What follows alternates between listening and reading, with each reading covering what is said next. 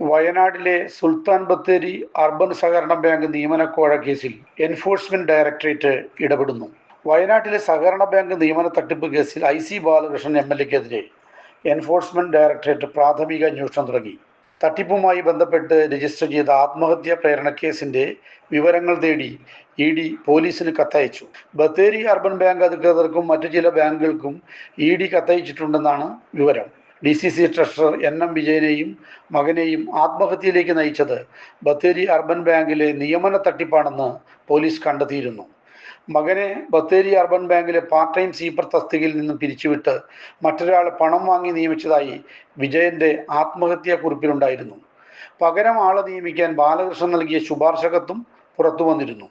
Vijayan K. Sudhakaran അയച്ച കത്തിൽ Bathery urban ബാങ്കിലെ നിയമനത്തിന് IC ബാലകൃഷ്ണന് പണം നൽകിയതായി പറഞ്ഞിരുന്നു.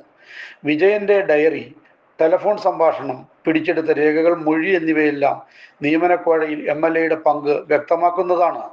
ആത്മഹത്യാ പ്രേരണ കേസിൽ ഒന്നാം പ്രതിയായ IC ബാലകൃഷ്ണനെ അറസ്റ്റ് ചെയ്ത് ജാമ്യത്തിൽ വിട്ടതാണ്. 2-3 പ്രതികളാണ് DCC പ്രസിഡന്റ് ND അപ്പച്ചനും മുൻ കോൺഗ്രസ് നേതാവ് KK ഗോപിനാഥനും. ED അന്വേഷണം വരുന്നതോടുകൂടി കേരളത്തിലെ സഹകരണ മേഖലയിൽ വേറിട്ട ഒരു വിഷയത്തിൽ ED അന്വേഷണം വരുന്നു എന്നുള്ളതാണ് കാണുന്ന പ്രത്യേകത.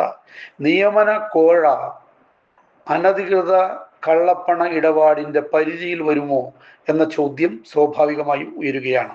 മൂന്നാർ തേക്കടി ദേശീയപാതയിൽ ചതുരംഗപ്പാറ വ്യൂ പോയിന്റിന് സമീപം സഞ്ചാരികൾക്കായി ഹേസി ഹിൽസ് വില്ലാസ് 6 പേർ മുതൽ 10 പേർക്ക് വരെ താമസിക്കാവുന്ന 2 വില്ലകൾ, മികച്ച ഭക്ഷണ സൗകര്യം, സെൽഫ് കുക്കിംഗ് ഫെസിലിറ്റി, കാഴ്ചകൾ കാണാൻ jeep safari, camp fire, 5 kilometre ചുറ്റളവിൽ 3 വ്യൂ പോയിന്റുകൾ.